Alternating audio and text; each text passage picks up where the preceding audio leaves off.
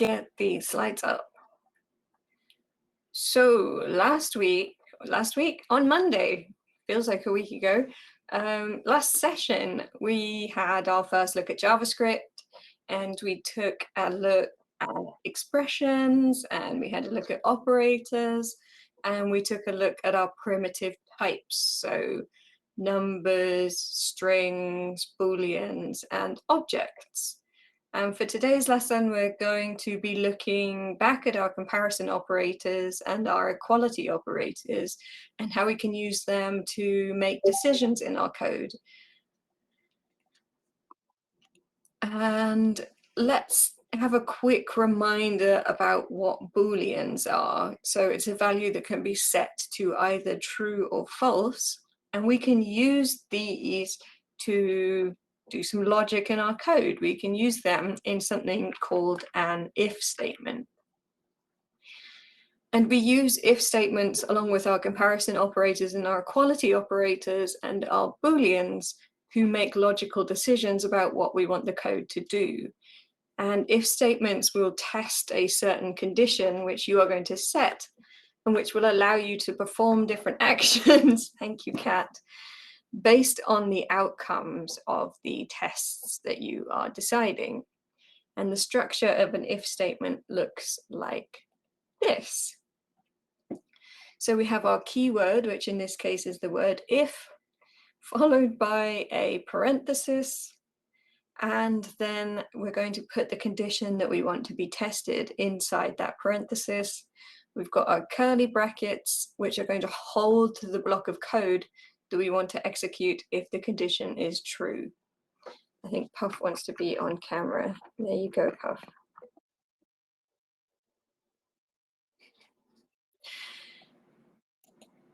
And the code in an if block will run if its condition is met. So if the thing that is inside the parenthesis is true, then the block of code will run.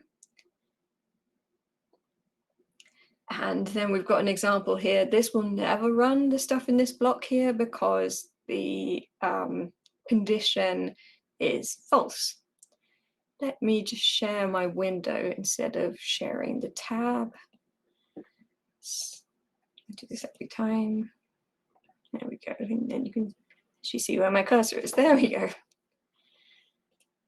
So let's take a look at this block of code here. So we are creating a variable called person age, and we are setting person age to 20.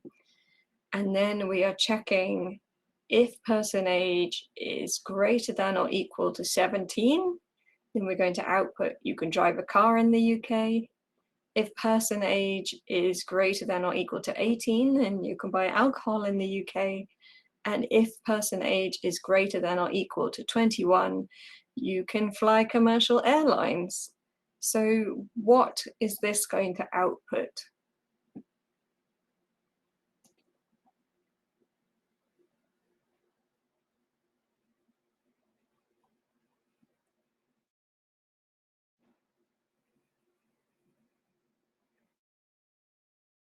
It's definitely going to output the first one, yeah. And it's definitely going to output the second one, but 20 is not greater than or equal to 21. So it's not going to output this third one. Exactly. So we've got true, true, and false. Nice. And this doesn't look particularly neat. Like reading this, it feels like, you know, we can make this look better. And JavaScript offers us a more streamlined way to write a logical check like this, and that is using something called an if-else statement. So if we have our keyword, our if here, followed by our parenthesis and our condition, then the curly brackets hold the block of code that we want to execute if the condition is true. And then afterwards, we have the else keyword, and a block of code will be run if it is false.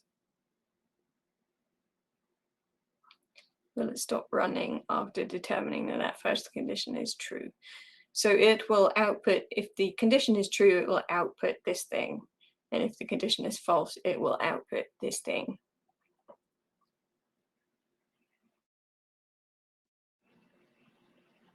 And then afterwards, if our condition doesn't return true, then it'll do the other thing.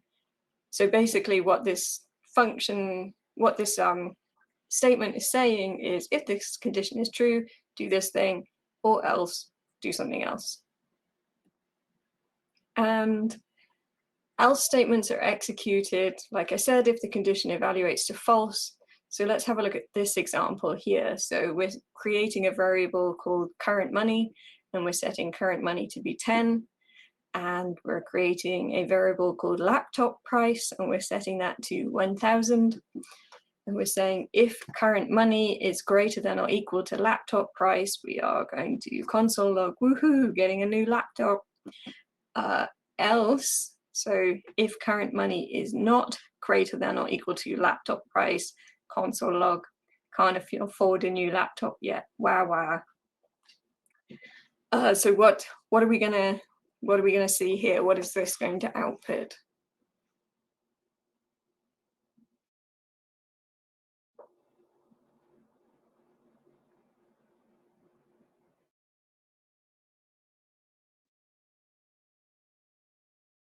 Yeah, no laptop for us, sadly.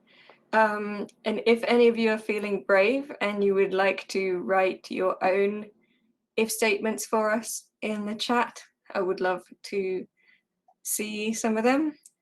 So do have a go in your browser, in the console, and try using some of your other comparison inequality operators that we learned. So far we've looked at the greater than or equal to, but it could be just greater than, it could be equal to, it could be exactly equal to. Trying to remember some of the ones that we had from the last lesson. And we also had some other operators available to us that we've not looked at yet, and those are our logical operators. So let's take a look at those now. So first of all, we have this here, which is the and symbol twice written with two ampersands. And that is a logical and, which you will see written as a capitalized and. And this evaluates to true only if both of its operands are true. So it's typically used with Boolean values, and when it is, it returns also a Boolean value. So the example that we've got here is saying if x is greater than 3 and x is less than 7. So we're saying if x is between 7 and 3 and 7 here. So that will only return true if both of those things are true. Then we have our logical OR, which is written with two pipes. And on my keyboard, the pipe is the same. Oh no, the pipe is next to the Z key on my keyboard. On a Mac, it may be in a different place. A logical OR is written in English as capitalized OR, which you can see here, and it'll evaluate true if one or more of its operands are true. So here we've got if x is exactly equal to 3 or x is less than 7, that will return true. So if that is true or that is true, it'll return true. And finally, we've got our not operator here, written as in English as a capital not, and it's an exclamation mark or a bang, and it'll return true if the statement evaluates to false. So we've got a message here saying pipe key is above the return key on the Mac using left backslash. Yep, so it's left backslash on the on my Windows keyboard as well. Just left of the Z key for me. So this will return true if the things inside the condition are false. So we're checking here, is x greater than 7? But what we're actually checking is x is not greater than 7. So that's what that little bang there is doing.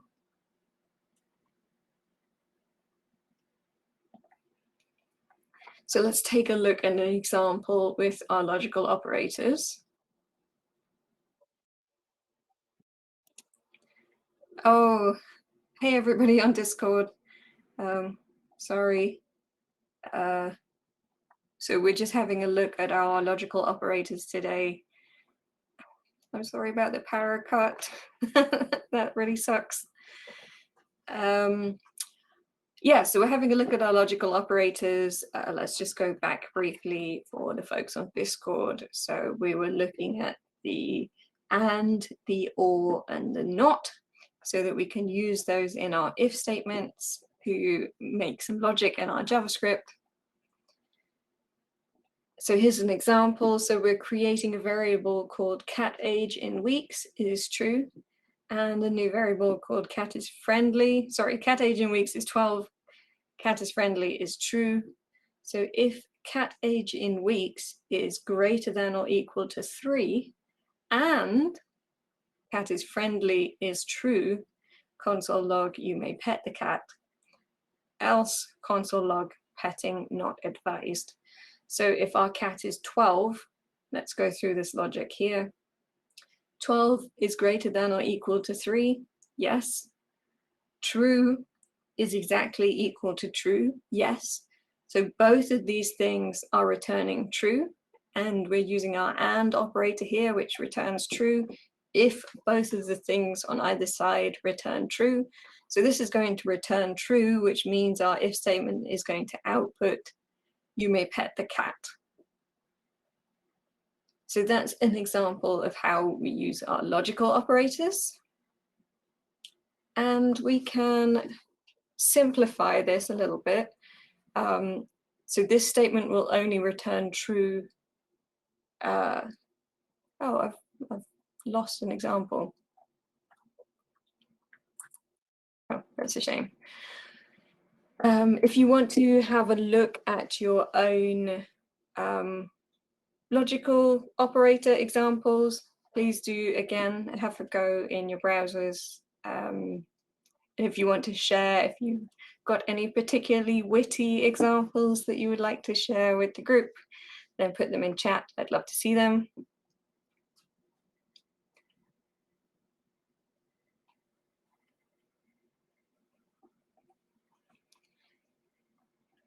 So far we've looked at how we can use an if-else statement to create some conditional logic, and everything that goes into the if needs to evaluate to true or false. And we can use our not operator to negate the expression so it executes when the condition is false. So this is basically like writing the else part of an if-else statement with only the else part. So we're creating a variable called test this, which we're setting to false. So if not test this, console log this will run. So we set this to false. Then we're saying if not false, which is true, so this block will get executed. So this will run because we negated test this. So what we've said is not false. So that's true. A bit of a brain twister, that one, but sometimes you want to test whether things are not a certain statement. We can also confusingly combine an else statement with negation, and then we kind of get the flip effect of what we would expect an if-else to look like. So we set test this to be true. So if not test this, so if false, this will not run. Otherwise, this will run because it's the opposite of test this. You probably won't end up doing this very often, but it's something that you can do, so it's something that we should have a look at. So moving on to the next thing we can do with our else statements, we can do something called a ternary expression. And these are very terse, like shorthand ways or compact ways of assigning a variable using a one-line if-else statement. So let's have a look at an example if-else statement. So we've got a variable that we're creating here called variable, and we want to know if this condition is true. And if it is true, we're going to assign whatever this is. So in this case, a string of value of true, or it will be assigned this, so value if false. And we use this question mark here as a way of saying, test this condition. If it's true, do this. If it's false, do this. So these two are the same. So we're saying let value, and then we're saying if true, so do this thing, and set value to was true, otherwise set value to was false. These two expressions are doing exactly the same thing, but you can see the one on the right, the ternary value, so using this little question mark and this little colon here, is just a more terse way of saying the same thing. And you may agree or disagree that one is easier to read than the other. Personally, like, it's shorter, but I always find it less readable. Like, this to me is more obvious what it's doing. This is sometimes can get a bit confusing. Personal choice, I will leave it up to you. But if you ever see a ternary operator out in the wild, that is what it is doing. So this is the condition, this is the code that will execute if it's true, and this is the code that will execute if it is not true. And here's a bit more complex example where we're creating a variable called money and setting it to 100. We're creating a variable called permission and setting it to false. And we're saying let can buy equals money is greater than or equal to 100, or permission is true or false. So what we're saying is we're testing either of these things. So is money greater than or equal to 100? Yes. Do we have permission? No, but we're using an or. So we can buy is going to be set to true, which means this output will run. Console log, this code will run. Ternary expressions can sometimes feel a little bit like over terse to me, like they're too compact and therefore more difficult to read. I personally find it better to break your program down into small steps and make it more readable, especially because we have a tendency to write very terse code and then we come back, after a week's holiday and we're like, what was that doing again? So use your ternary expressions when you're really confident in your logic, because they're less easy to read and therefore easier to potentially put a bug into. And if you can't easily read what is going on, it's better to split the code up and write it longhand. But again, that is my personal opinion, and you can obviously write as many ternary expressions as you like. So the things that we've looked at so far, we have looked at our variables, we've looked at operators, we've looked at what an expression is, we have looked at different logical statements and our logical operators, and that is our dry intro to JavaScript. So what we're going to do next is we're going to actually start making something. And a lot of the things that we're going to need while we do this, we haven't covered yet, but I personally think it's quite nice to build as we go. So let me stop sharing these slides and get you the link to these, and then start sharing the next ones.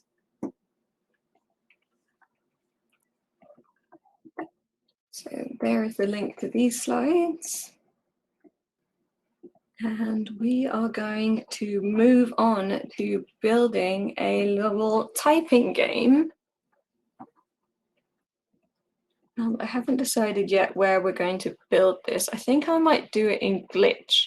Now, I've not used Glitch in a while, so I'm not 100% certain what Glitch is like to use. So this might this is experimental. We'll see how it goes. Let's share my screen.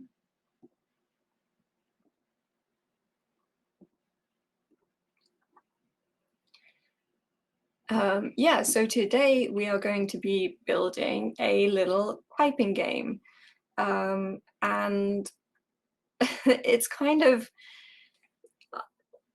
I grew up in the 80s and 90s, and typing games were a fun way that we learned how to touch type, because we didn't grow up with computers then. And there was a game called Mavis Beacon, which taught my entire generation how to type, really. And the idea was the games were typing practice. So typically you'd get a word that turned up on the screen and you'd have to touch type it as fast as you could without looking at the keyboard while you were typing. And then you would get like a higher score, or like a car would race across the screen. And the idea was, you know, practice makes perfect. And it's a good way to introduce skeptical computer users to typing for the first time. And this might seem like a strange form of entertainment. There was a brilliant game called House of the Dead in the 90s, which was a zombie shooter that used a light gun. And Sega decided to turn House of the Dead into Typing of the Dead, where you had to quickly type the names of the zombies in order to shoot them. And this was a really excellent game. So we're going to build something that works a bit like this, where you are presented with a phrase on the screen and you have to type it as fast as you can. And we're going to time how fast you can type and tell you how fast your typing speed is, basically. Cool. So this is what our little typing game is going to look like. And we are going to need to make the necessary files. So let's see. I think I've got a starter project on Glitch already, which you can maybe, I do. There we go. Okay, cool. Let's open up Glitch. So you can do this on Glitch as well if you want to, or you can do this in your editor. The lovely thing about Glitch is it's going to host it for us. So if we want to then add it into our portfolio, we'll be provided with a URL. But of course, you can do this locally too. So I'm just going to log into my Glitch account. I'm going to click on, but if you don't have Glitch already, you can sign up for a Glitch account, and I think it lets you log in with Facebook, Google, GitHub, as many things as you want. I recommend logging in with GitHub, because then you can actually port between GitHub and Glitch, which is really useful. So I'm going to create a new project, and it's just going to be a Glitch Hello website. I don't know if you can hear my cat crying in the background. I mean, she desperately wants to go outside, but it is absolutely bucketing it down with rain outside. So she can't go outside. So I'm sorry, you're going to just have to hear her crying. So Glitch sets up a basic website for us, which is super cool. So it's set up this sort of hello world website for us. And what it's done is it's given us a README, it's given us a license, which we can ignore. Basically, the license is saying that you can do whatever you want with this thing. It set us up with an HTML, a JavaScript, and a CSS. So what we're going to do is we are going to just delete everything in here and start again. Same with the JavaScript and same with the CSS. So we're starting with a completely blank project. If you're doing this on your own computer rather than on Glitch, what you'll want to do is just create yourself an index file, a script file, and a style file.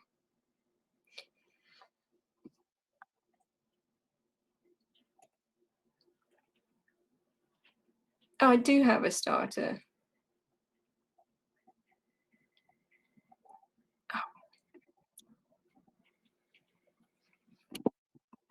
So everybody give me a thumbs up in the chat if you have your empty glitch or your empty project ready to go.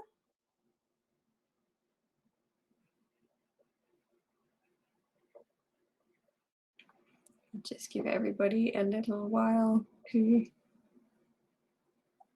catch up with us.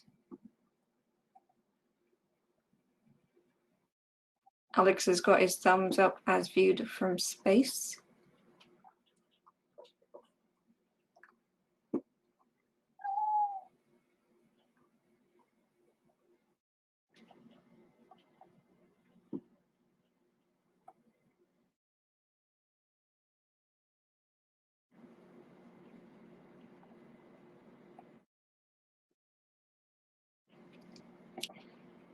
So we're going to start by adding our HTML boilerplate code. That is what we're going to, we're going to make a basic web page. So we've done this once already.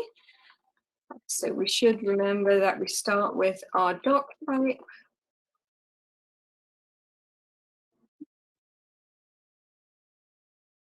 And we're going to set it to HTML because we're going to be writing in HTML5. We're going to put in our HTML tag. And we're going to put in our body tag and our head tag.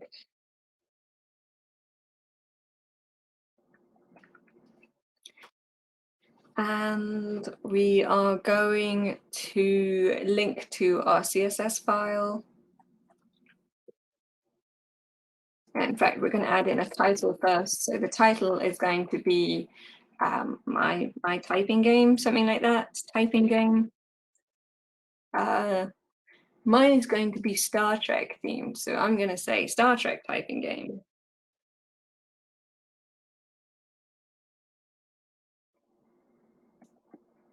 And then we're going to put in the link to our CSS.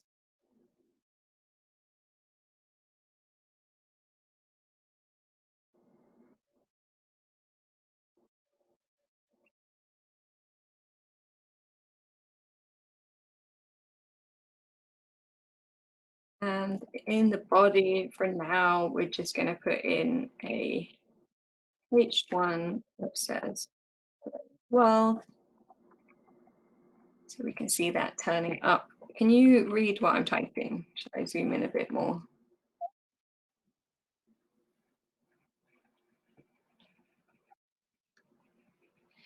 And I'm just going to test that link to the CSS works. So I'm just going to put in body,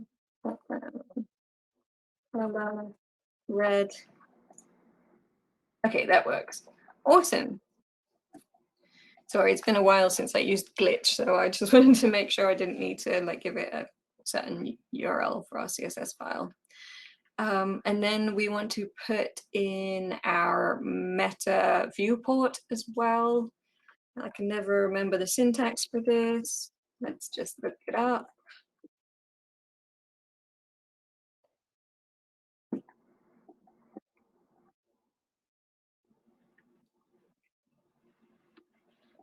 That's what we want. In chat.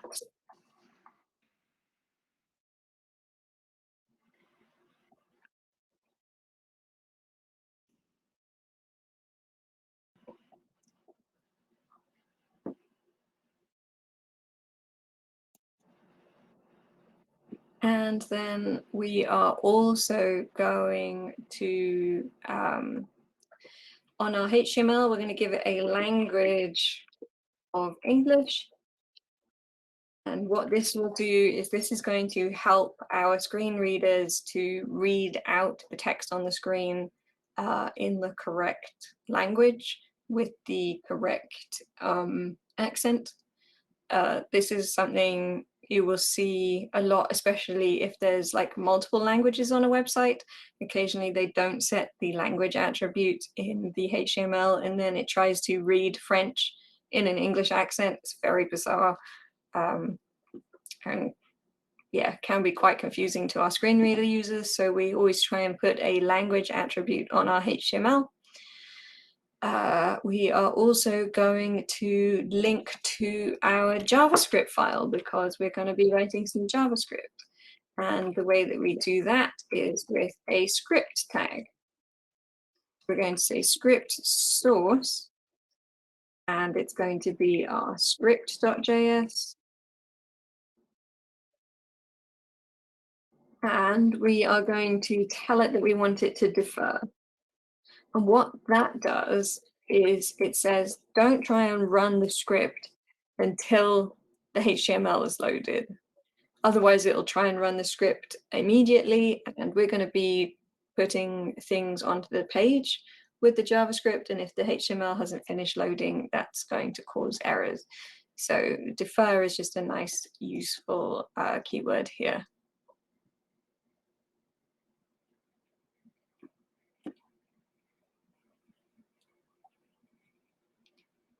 So that is our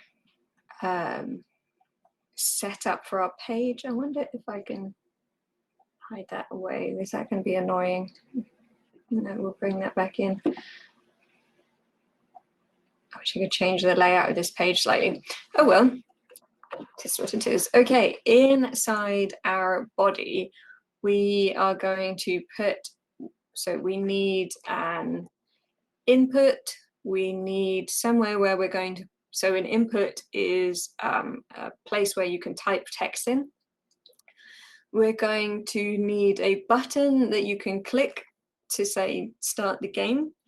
And we're going to need a paragraph which is going to show the text that we want the user to type. So this is going to be our very basic UI, which is user interface. So I'm going to get rid of the H1 now. I'm going to put in the body, I'm going to put in a button, and it's going to have a type of button. It's going to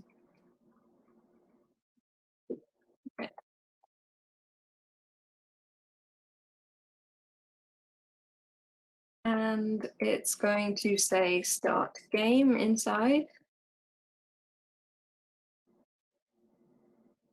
And we're going to give it a class of button so that we can style it up in our CSS. And if you remember, when we were doing the CSS, we talked about the difference between classes and IDs. And they're both ways of identifying an element on the page. And we talked about the fact that we use classes for CSS because they're a less specific selector. And we tend to use IDs for JavaScript. And we're going to do exactly that right now. We need to be able to select this button with our JavaScript so that we can apply some logic to it when the user clicks it. And we need a way to select it. So we're going to give it an ID, and we're just going to call it button. So you can see our button is now rendered in our page. So we're also going to put underneath the button, we're going to put a paragraph, and the paragraph is going to be where we put our quote in. So I'm going to give it a list of Star Trek phrases. You can give it a list of whatever you like. You can theme this game however you like. And we're going to make sure that we can select this paragraph as well. So we're going to give it an ID of quote. In fact, we can take that onto one line. And then we're also going to put in an input. And this is going to be a text input. And we are going to give this input an ID as well. And the ID is going to be typed value.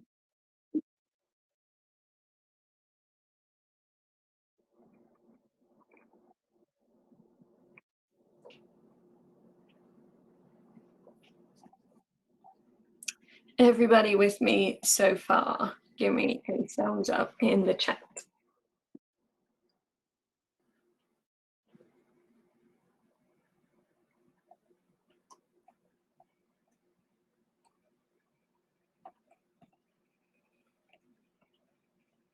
Awesome, and we can see our start game.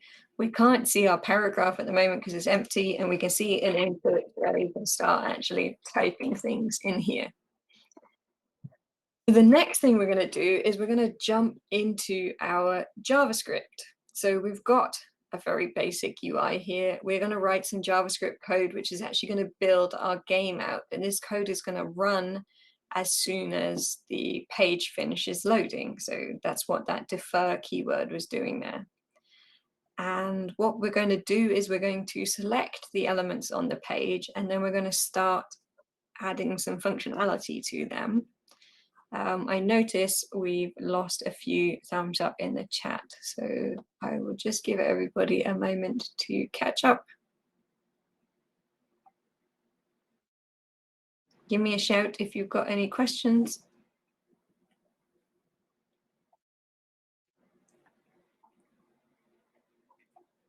Awesome, awesome. Okay, so we're going to now move into our JavaScript, and we are going to, first of all, define 3 new variables, and these variables are going to be constants. And for each one, we're going to select the elements that we just put on the page. So let's make a const called quote.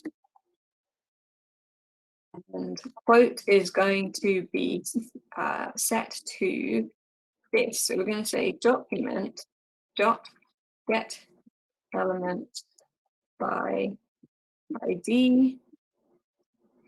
And the ID that we want to select is the quote. So this is cool. What we're doing here is we're using what is called the DOM, which is the document object model. And the DOM API allows us to select the document. So select this thing here, which is being rendered, and then sort through it and find things by ID. So get element by ID. So we know that we have a paragraph in here which has an ID of quote. So what we're saying here is quote is that paragraph. Now let's make input equals document get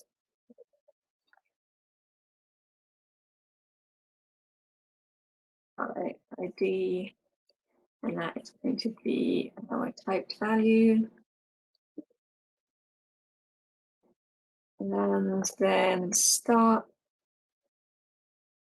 is going to be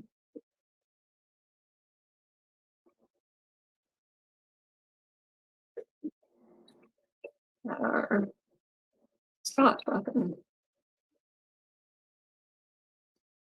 And if we want to double check that these are correct, we can console.log them and actually have a look at what we've got. So let's console log quote and input and start. And I think we can see, is that the terminal that I want? Tools, where can logs.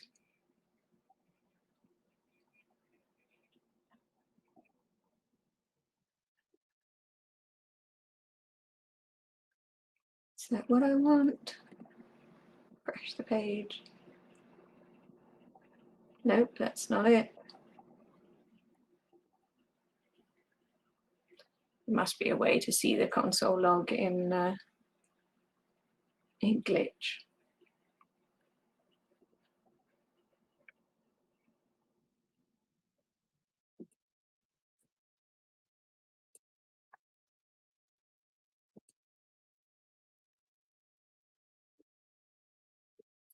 Okay, if we open up the preview in a new window, we can just open the console log ourselves. There we go.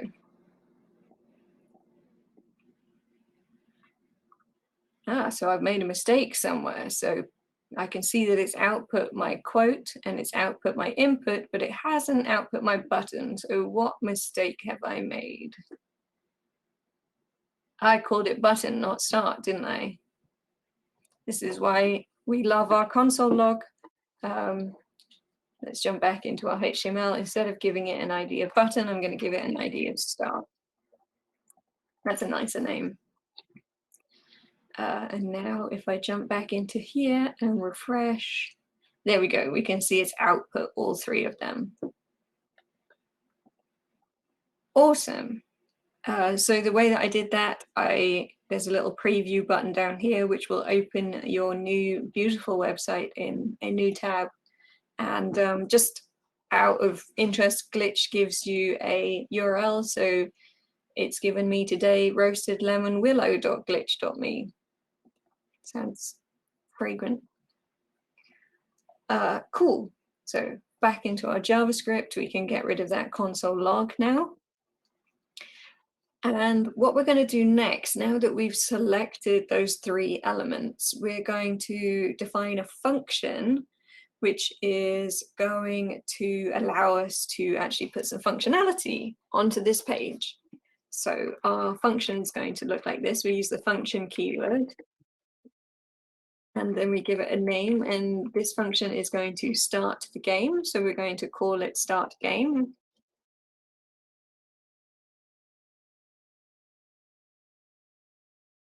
And we are just going to, for now, console log game started.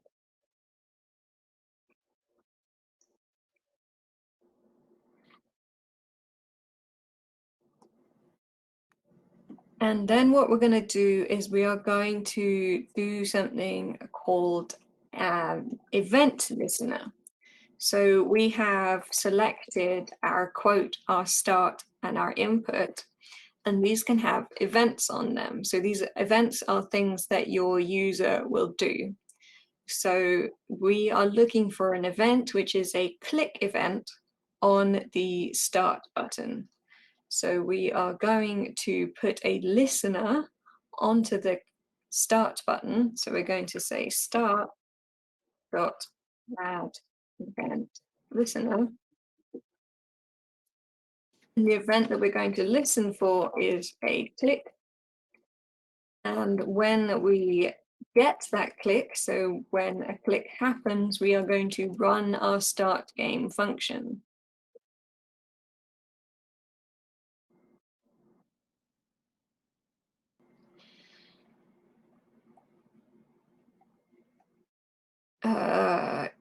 We can test this out. So let's test this out in our new window. So if I click on start game, it has console logged game started. Awesome. So what is happening here is that the web browser raises an event when the user does different interactions, and we've added an event listener onto our button. So what we're saying in this final line of JavaScript is when the start element receives the event click, call the function start game. And you might sometimes hear it referred to as a click handler, because you use click handlers a lot. We click on things a lot in the internet. So instead of calling it an event, you would call it just a click, and we've added in a click handler. And so what's going to happen when you click, we're going to run the function start game, which is this block of code between these two curly brackets. So when the game starts, what we want to do is we want to add in an element to our document, and we're going to put some text in it. So for now, we'll just start with a single word rather than with, full quotes, because it's quicker to type. So we're going to create a new variable, and this variable is going to be changeable, updatable. So we're going to use let instead of const. And we're going to just call it target word. And we're creating it, but we're not setting it to anything right now. And then what we're going to do is we are going to, inside our game started function, we are going to update target word. So you can choose whatever word you want. Me will do for now. And then what we're going to say is we want to put this inside our quote. And we're going to do that by adding a span inside of our quote paragraph. So the way we can do that is we can set the inner HTML of our quote. So we will say quote dot inner HTML equals, and then we're going to set some, we're going to put some HTML in there, and we're going to use our backticks for this. So this feels really small. Yeah, so we're going to use our backticks, and we're going to put inside here a span element. And we're going to use our, do you remember the dollar curly bracket notation, so that we can select, we can add in a variable into a string, and we're going to put target word inside that span.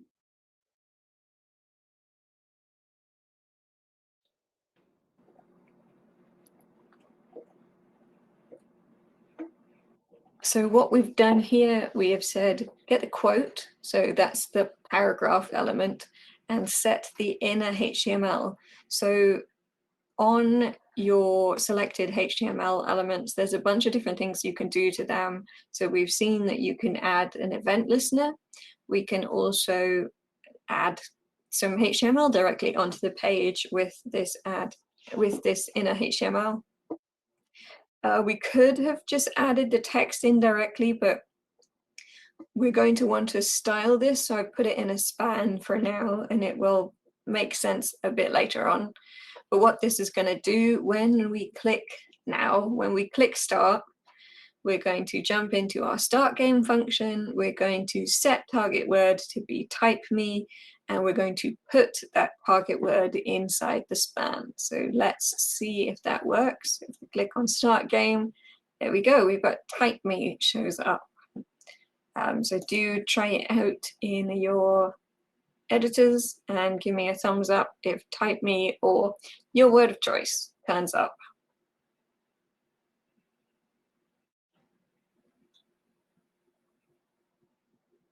And of course, do shout any questions at me if anything's not making sense so far.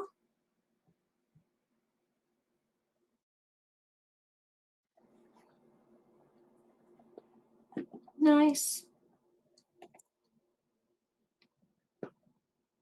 Okay, so the next thing we're going to need to be able to do is we want to check what the user has actually typed, and whether they have typed anything at all. So we're going to be using another event listener, but this time we're going to be putting the event listener on the input. So we're going to create a new function, which we're going to call check input. So let's put it here.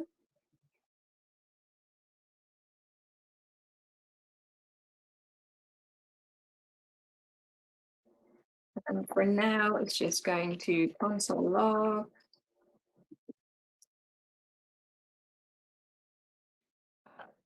checking, and it's going to log out our input dot value. Input.value is just going to give us the value of whatever has been typed into the input. So let's put our listener on our input now so that we can actually get that value. So we're going to do input dot event listener, and we are going to listen for input. And when we get input, we are going to run our check input function.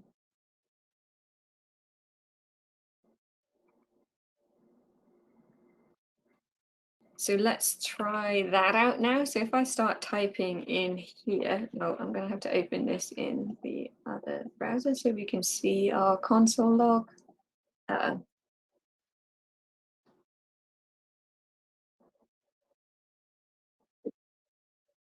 So that's cool. Every time we type something, every time there is an input into the text input, we have got a console log. So that's kind of cool. I will just jump back for anybody who's still typing.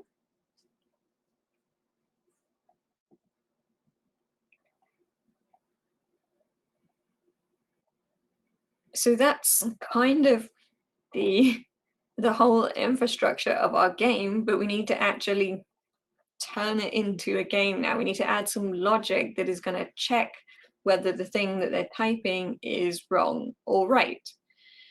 And so what we're going to do is we're going to add in some error indicators into our code. So in our check input function, we want to create a variable which is going to be the word that they're typing, and create a current word, which is the word that they're supposed to be typing. So let's, in here, let's get rid of this console log. And we're going to create two new consts. So one const is going to be current word. So that is going to be set to the target word.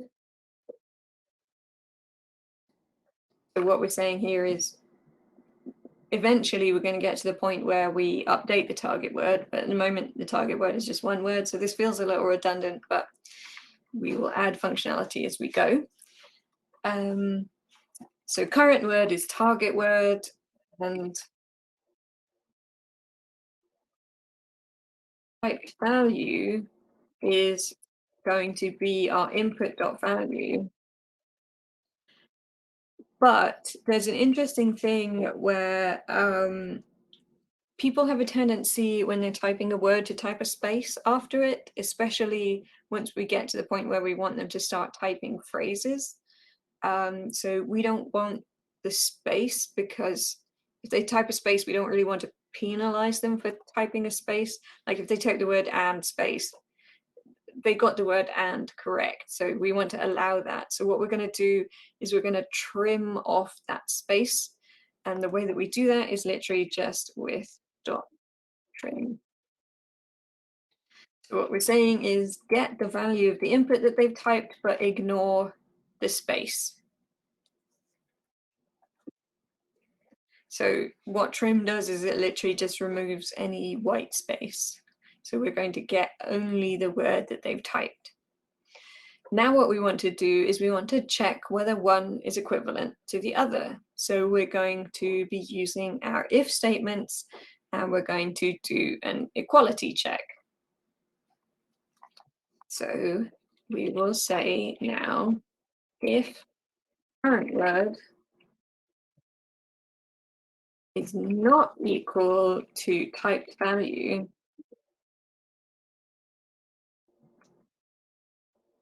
and we want to tell them that they've made a mistake. So what we're going to do is we're going to put some style on the input to let them know that they've done something wrong. And I'm sure you've seen it before in forms, in your movement around the internet. You know, when you type into a form and the form box goes red because you typed something wrong, that's exactly what we're going to do. So The way that we do that is we add some CSS to the form if they've made a mistake, and if not, we remove that CSS. And the way that we're going to do that is we are going to add a class to the input, and then we're going to style up that class using our CSS. So we're going to do a ternary statement here. So we're going to say in input dot class name. Oh, if only I could type. Input dot class name equals current word dot starts with text value, and we're going to need more space in our browser here. How can I do this?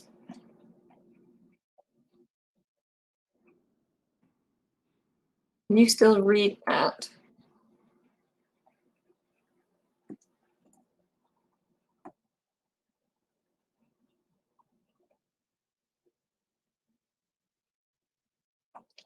I'm going to assume that you can, unless you shout that you can't.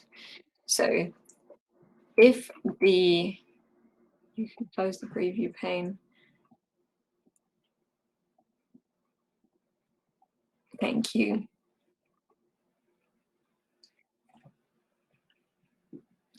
Yeah, I was keeping that there just so I could jump between the two, but maybe will it let me open up multiple tabs? No, it won't. Okay, never mind. We're sticking with the JavaScript for now, so I will actually get rid of that there, and I'll bring my preview back in. Yeah, so we're saying if the current word starts with the typed value, so if it's correct, we don't want to add a class onto the input, so we're just going to leave that as empty. But if it is not correct, we are going to add a class of error onto our input.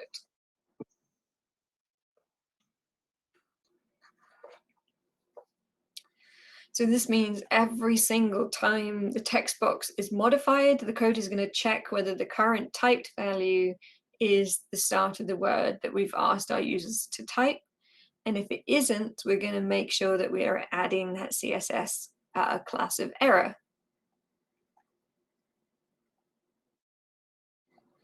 So we can have a look at this again in our, let's have a look at it actually working. So if I refresh the page, I'm going to just inspect that there. So we can see we have an input here which says typed value.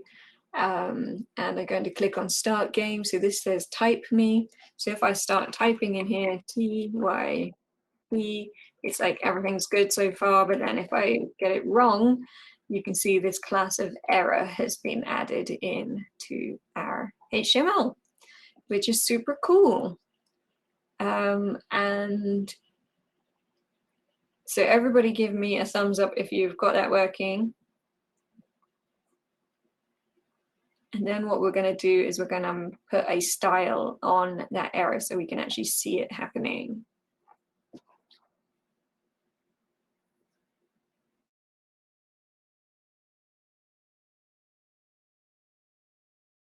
Give me a shout if you're stuck or if anything isn't making sense, of course.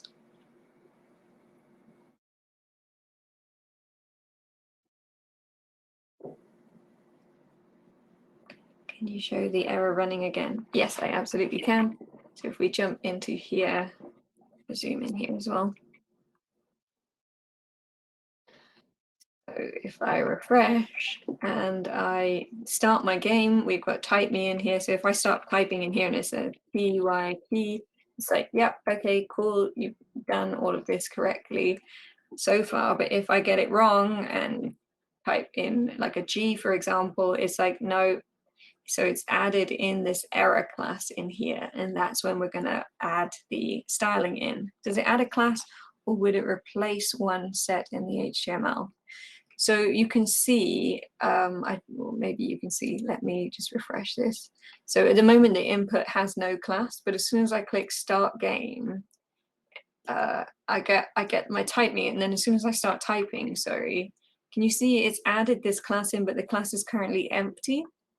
So yes, there is a class, but also no, there isn't a class. And as soon as we get it wrong, we've got that class of error. And then if we get it right, it takes that class back away again. So there's an empty class. Cool, so let's now jump into our CSS and actually do something with that class. So we're going to select our error, and we're just going to give it a background color of red for now.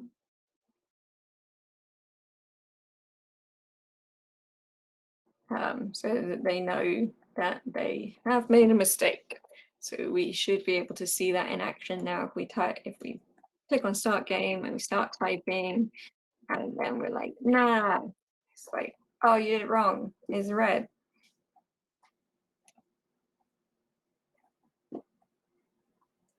So we're starting to get some actual cool interaction happening. And now what we want to do, if they get the word correct, so if I, for example, go back here and I say type me, I want to clear the input and let the user know that they've got it right. So if the word matches, we want to empty out the text box so that they can start typing the next word, and we want to be able to suggest them another word. So let's jump back into our JavaScript, and outside of our if statement, we are going to here we are going to say input dot value, and only I could type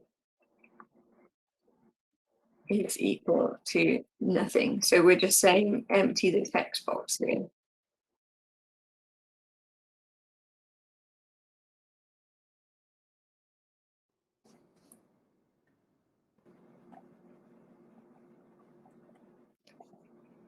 So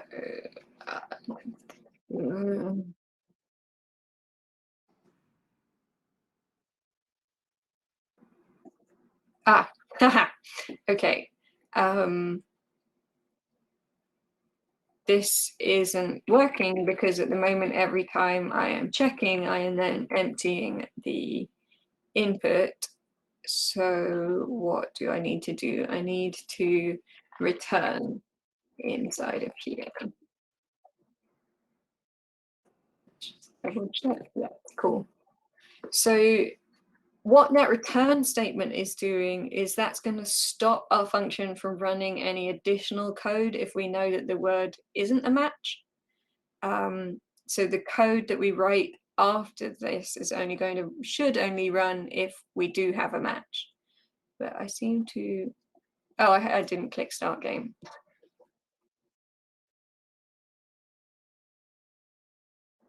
Cool. Does that make sense? So what has happened there is if we're checking, and current word does not equal typed value, we're going to keep letting them type until the point where current word does equal typed value. And at that point, we're going to empty the input. So that return is stopping us from going any further in the code until it's true, and then we clear the input. So that's what that return there is doing. And to clear the input, we're literally just setting it to an empty string. So at the moment, this game is quite boring. Typing the word type me is not the most fun of typing games. So let's finally support more than one word. And we're going to need to make a couple of changes to make this work. We're going to make an array of lists of words to do this, an array of sentences. That's the one. I forgot the word for a list of words. We're going to make an array of sentences to do this. So we're going to change the variable target word to be a word queue. So everywhere that you've got target word, change that to be word Q.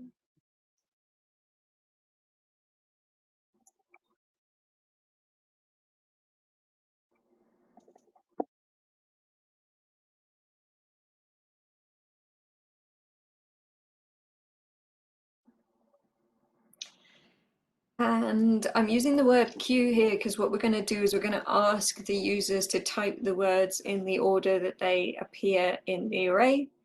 And in programming, we tend to treat an array like that. It's a queue of things. So the first thing in the array is the first thing that gets put in the queue. And we move along until we get to the end of the array. You will end up doing this all the time while you're programming, and we call it first in, first out, or FIFO. So we're going to be saying, take the first word, then take the next word, then take the next word. So let's change now our word queue. We are going to create a piece of quote text. And for now, we're still going to be quite boring. So we're going to say type me. And our word queue is going to now be, we're going to take each element from the word queue. So each word from the word queue. So we're going to say quote text dot split. And we're going to split up our quote text at the space. So take each word out of our quote and put it into a separate variable called word queue. And then we are going to run some code that is going to put each word into the span. So quote.innerHTML is now going to be, so let's get rid of this completely. We're going to, this quote text need a let in front of it. Why not? We can have a let in front of it. It's sort of, the browser assumes that it has a let in front of it. So it doesn't need it, but yeah. Or what we could do is we could assign it. Yeah, so we could say text and then do it that way. That might be more visually appealing.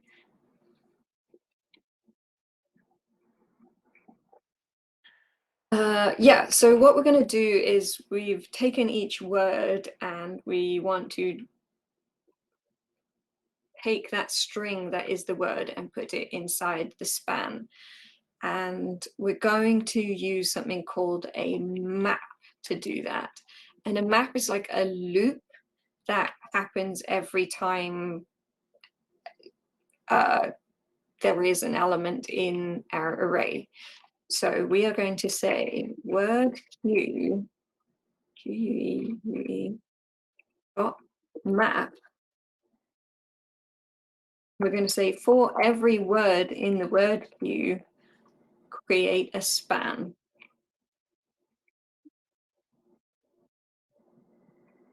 I'm seeing the word written now, and I've got that thing where you look at a word too often and it looks wrong. That is how you spell word, right? Yeah.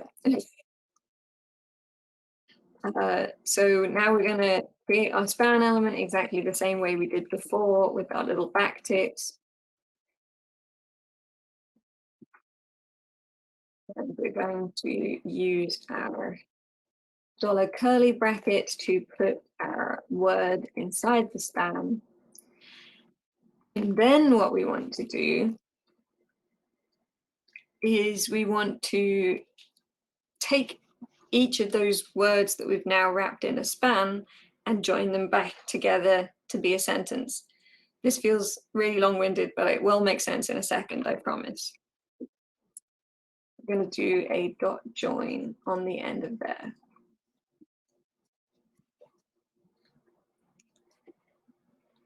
So just to re-describe what it is that we're doing here, we have our quote text, which is going to be a nice long sentence at some point. We have our word cue, which is taking each word in that nice long sentence and splitting it at the space. Then what we're saying is put this quote inside our paragraph by taking each word that you just created by splitting up that sentence, wrapping it in a span, putting all those spans together and dumping them into the paragraph. So let's try it out.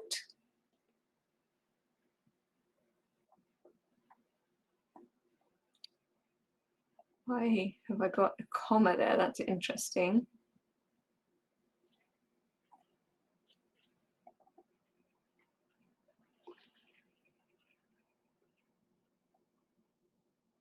Ah, I know why, because I used join, but I haven't told it what to join them with. So by default, join joins things with a comma because it's like, this is an array of things. An array of things has commas in between it, but we don't want it to do that. We want it to join it with just nothing. So make sure you put an empty string inside your join. So now I start game, I have type me. That's cool. We don't want to join it with a space because we don't want them to have to type the space, and we don't want to have to check whether or not they've typed the space. So this is an interesting wrinkle in our code. So you will see we've lost our space. And the reason why, if we have a look and we inspect it, in fact, let's open it up in here.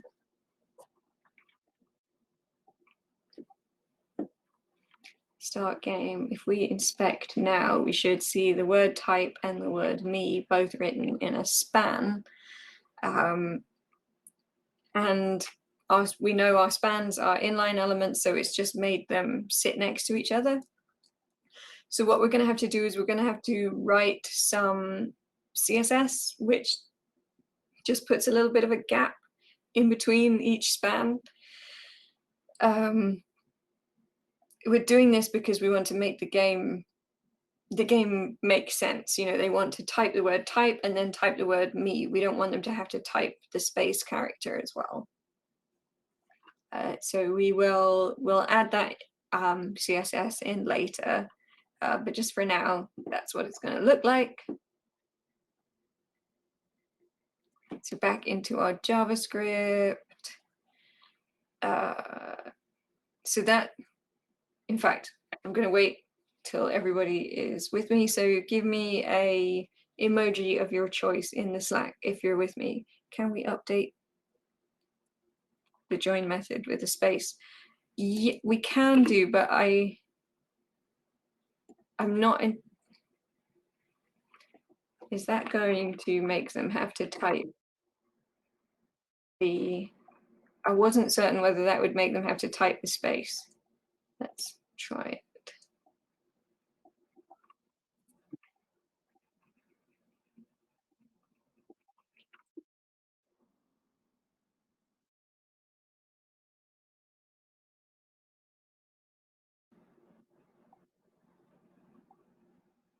Oh, we've got an error. That's fun. Let's check input. Okay, what have I got wrong?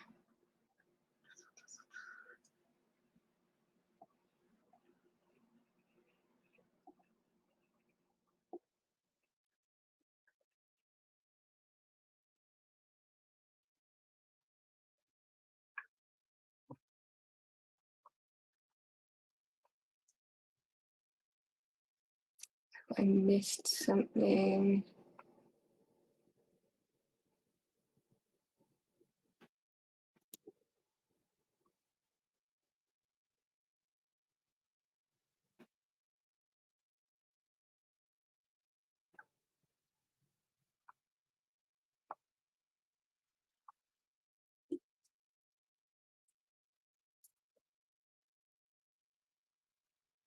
Current word dot starts with is not a function. Ah, right, okay, yes. So current word now is checking something that has, yeah, exactly. It's an array, it's not a string. So we need to update our function a little bit. So we're going to, instead of checking, what are we going to do? We are going to, yes, our word queue is now looking for an array and not a string. So word queue here is actually going to be an array, and we want to check the first element in the array. And the way that we do that is by using a 0 in here. So arrays are 0 indexed, which means we start counting from a 0. So the first element in the array is element 0.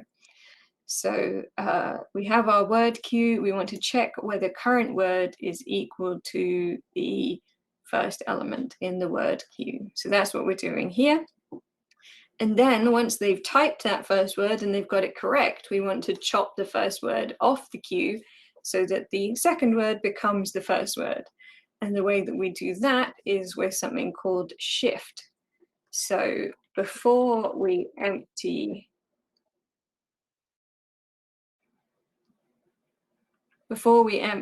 our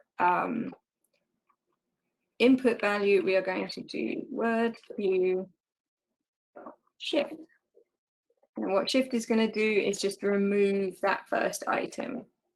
So if you want to remind yourself in future, just put a little comment in.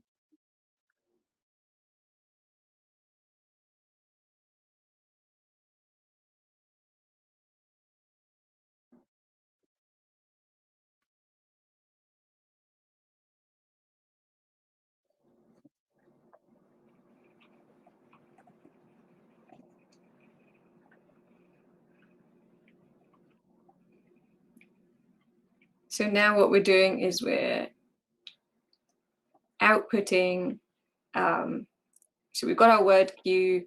If they type the word correctly, we delete the first word off the word queue, and then they have to type the second word.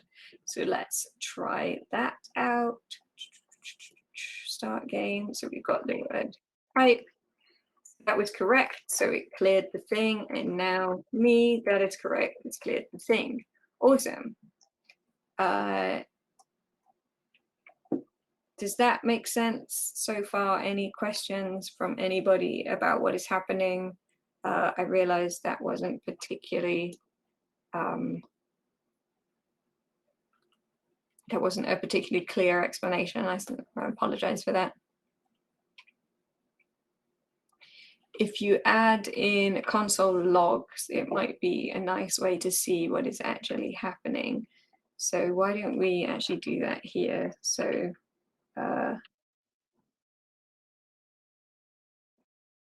console log word queue. And in here, we console log word queue 0.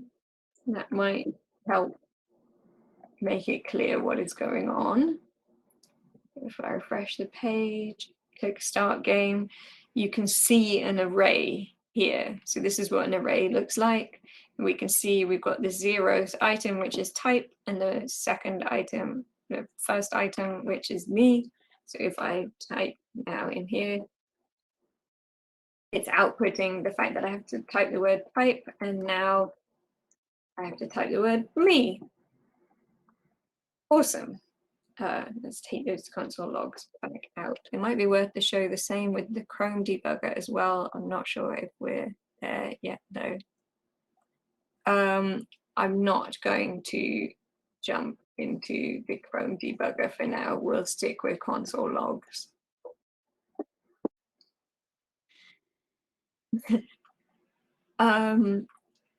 So we're going to add, I remember now why we weren't going to add the space in. Yes, because what we're going to do is we're going to put some styles on the text.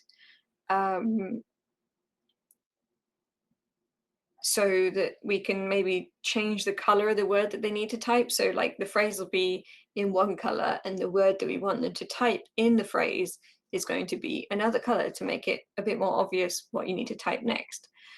So I don't want there to be a space, which is going to get the color as well. So we're going to join it with nothing, and we're going to add the space in the CSS, and we'll do that with an after. Yes, because we're going to add in an underline, not a color, and the underline will go underneath the space, which is ugly. So let's put some CSS in now, which is going to be on our span. So we're going to say span, nope, colon, after. We're going to say content is a space. I wonder if that works actually. That might just cause the same problem. Let's make content empty. Let's make display. This is such a line block. And let's make the grid 1 EM. Oh, no.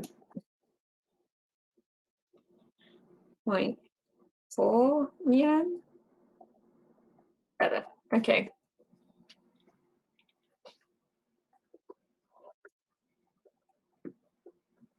So now our words will look like a sentence again. Even that space feels a bit big, maybe 0.3 EM. Yeah. Well, just out of interest, I wonder how many M's is a space?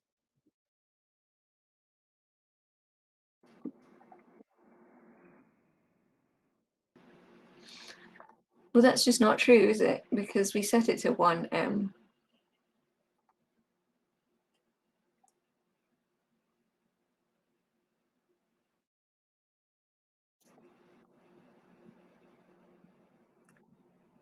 No. Okay, never mind. Let's not fall down that wormhole. We'll leave it at 4M, 0.4 M. I think looked nice. Okay, so that's that. Now we can actually add in that highlighting. 0.5 M, says Alex. Okay, nice. Well, we'll put it at 0.5. State your sources.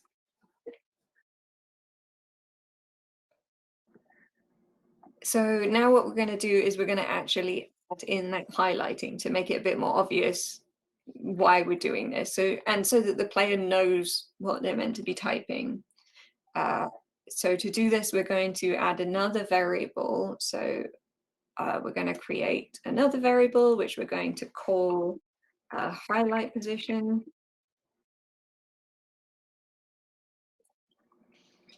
And highlight position, we're going to set to be 0. So after we do our start game, we are going to set highlight position to 0. So we want to highlight that first word. And we are going to add the class name to the element at that position.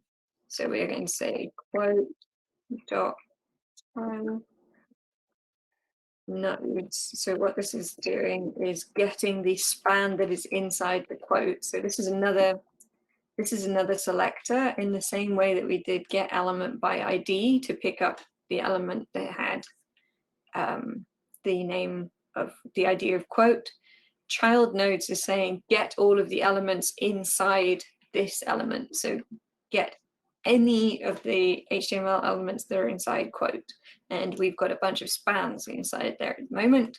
So child nodes at the ones child nodes creates an array, and so we can choose the element in the array that is at our highlight position. And we're going to add a class to that. And the class is just going to be highlight.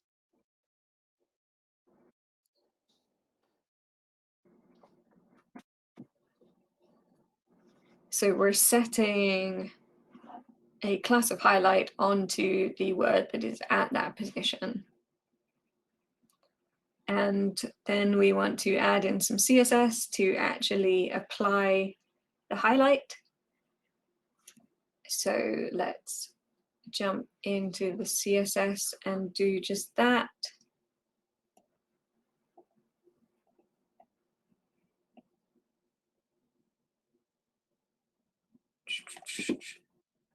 I'll give you a second to make sure that you're all caught up on that typing. Yeah, let's jump into our CSS. We're gonna create that highlight class.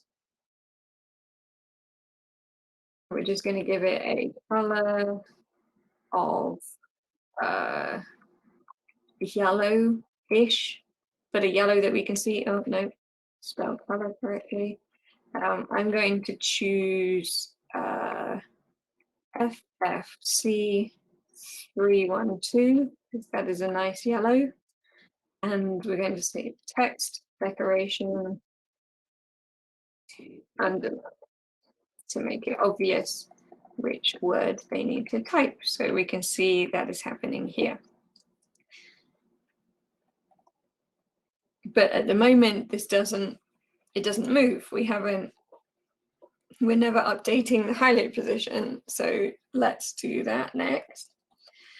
So back into our JavaScript, we want to, at the bottom of our check input function, we're going to double check that they've typed the right thing. So that's what our check input is doing. And then if they have typed the right thing, we want to increase highlight position by 1. So after we've done our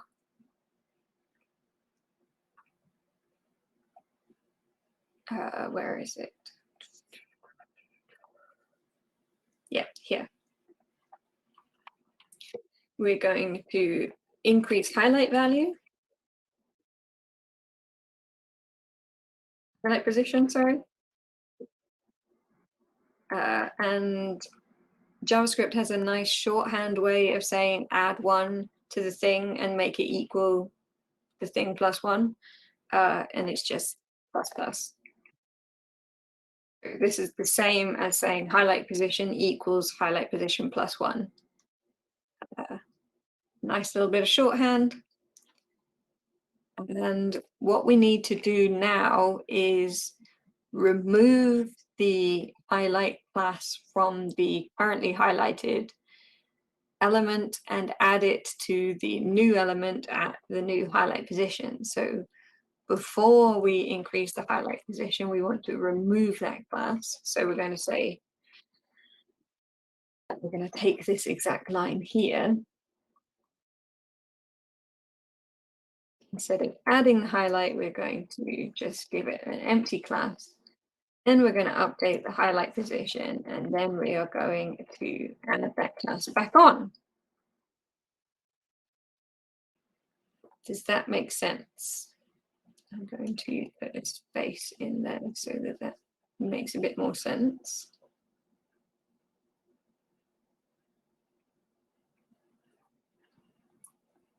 So what we're doing here, typey, check whether they've typed it correctly. If they have, we jump out of this return statement. We move on to the next word. We clear the input. We take the highlight off everything. We increase the highlight position, and then we add the highlight onto the next word in the queue. Everybody give me a thumbs up if you are with me so far, or a thumbs down if you're like, what on earth are you talking about?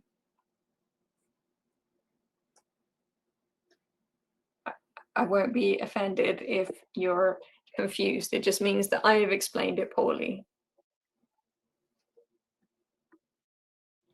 If you are confused, add in a few console logs and have a look at what is actually happening as you're going through.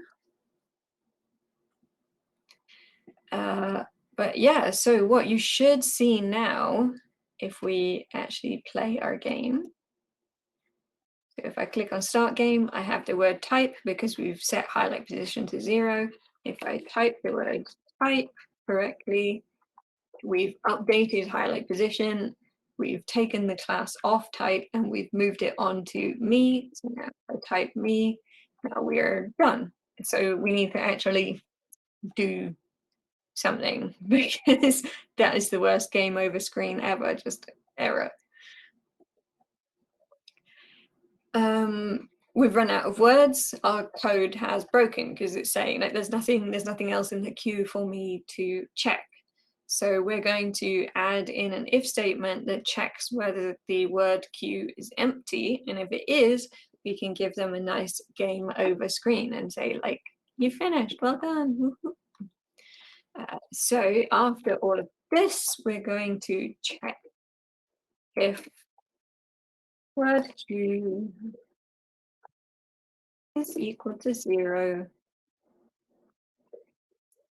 Finish the game. So we're going to make a new function called game over, and we're going to call that here. So for now, let's call game over. We haven't created it yet. And we are going to return because we don't want. Once the game is over, the game is over. And let's create our function, which is going to be our game over function.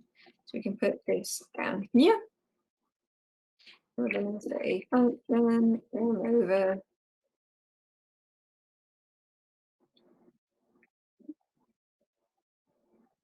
And for now, let's just put in a console log again.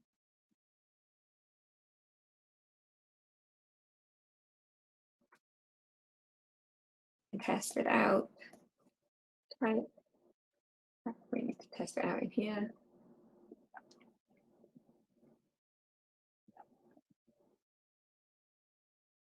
Type me.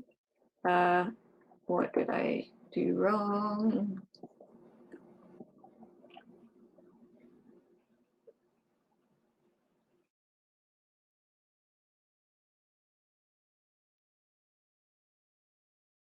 Oh, if word queue is equal to 0, that is not what we want to do at all. We're checking the length, if the length of the word queue is equal to 0.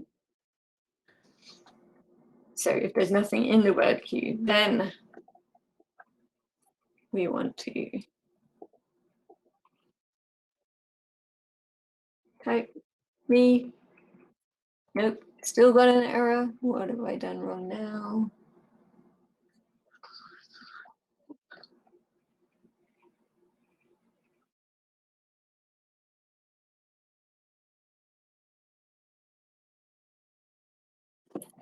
Anybody spot my bug?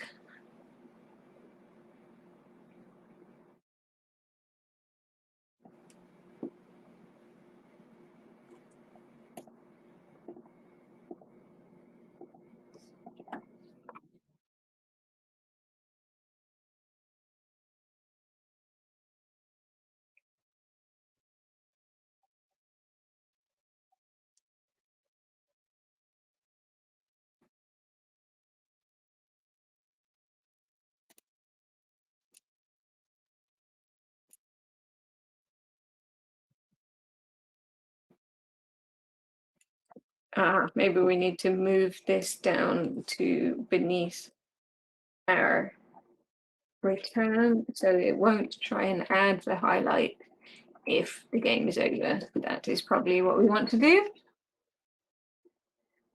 Let's try that.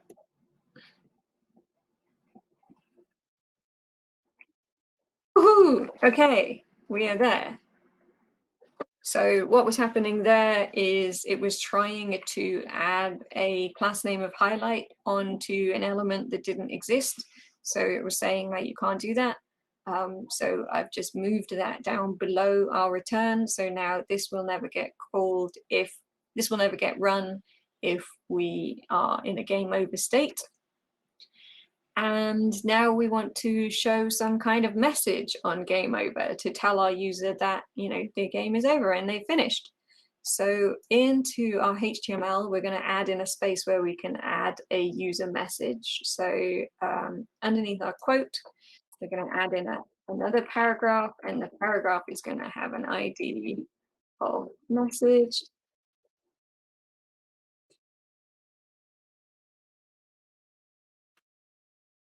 Then we can make a selector for our message, and we can put some text into that message. So back into our JavaScript, up where we've got all of our selectors up here, we're going to make a new one for our message.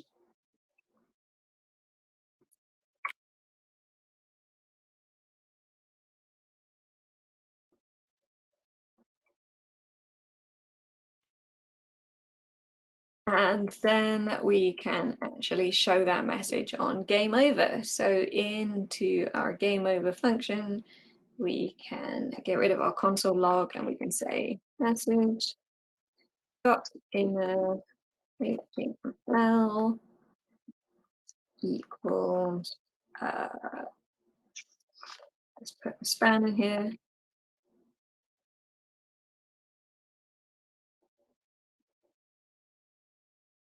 We'll do some fun styling on this.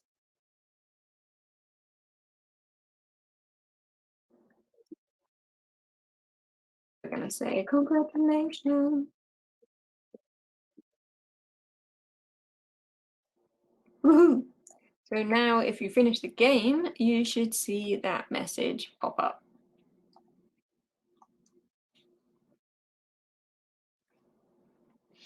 Let's try it out. Congratulations! Yeah! Wow, best game ever.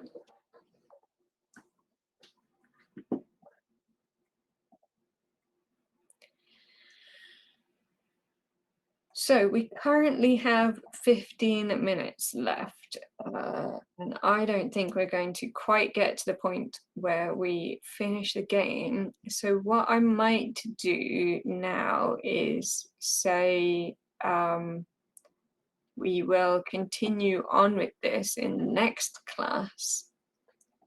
And what we're going to do is we are going to add in, because at the moment the game doesn't really make sense, like typing words into a box is not very fun. We want to add a timer onto it to say, you know, tell me how long this is going to take to type. And we want to also add in a collection of fun quotes, which they're going to type. So I'm going to add in a bunch of Star Trek quotes. You can add in whichever quotes that you like. So your homework for this week is to collect let's say, collect 10 quotes, 10 fun quotes from your favorite movie, your favorite book, your favorite TV series, your favorite philosopher, whatever you like, and bring them to next lesson. And we're going to finish off the game. So we'll add in a timer into that. We will add our quotes in, and then we'll style it all up and make it look fun. Yeah, so that will be us for today. Give me a shout if you have any questions. If you're feeling brave and you worked on your portfolio over the last few weeks and you want to share it with everybody, drop a link into the chat, because I would love to show off everybody's portfolios. We saw Colette's before and it was beautiful. If anybody else would like to show theirs, please do. Yeah, but if not, I will see you all next week, and thank you for coming. Silly question. Glitch autosaves. Absolutely, Glitch does autosave. And you can expect to see the recording of this talk, I believe, super soon. So Patty was saying earlier, she's gonna put it out, I think, directly after this class. Yes, that's right. All right. Okay. Anything else, Jo? Didn't mean to interrupt you. No, that's that's everything. Thank you again for coming, everybody, and thank you for being interactive in the chat. It really makes a difference for me as a teacher to know that I'm not just speaking to a brick wall. All right, and thank you, Jo. You're such an amazing teacher, so Oh, bless. it's really fun to see this. And thank you everyone for joining. I will be posting the video and see you all on Monday. Yeah, enjoy your weekend. Yeah, have a good weekend, everybody. All right, bye-bye. Bye.